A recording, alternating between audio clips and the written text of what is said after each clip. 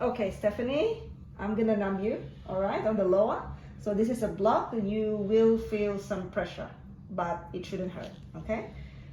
So, open a bit bigger. Yes, good.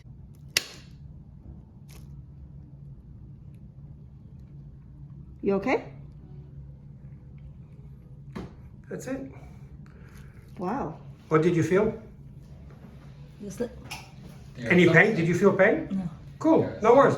You have 2 more injections. Second injection of 0.5, part of the block, in the same location.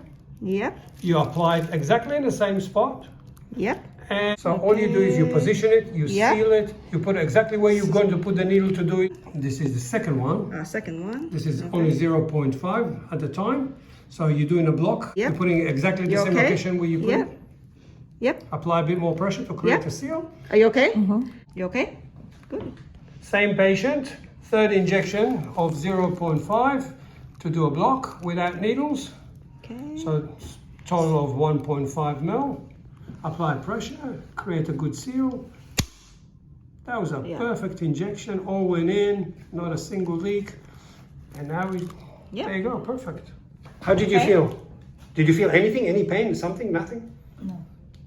You comfortable? Yes. Good.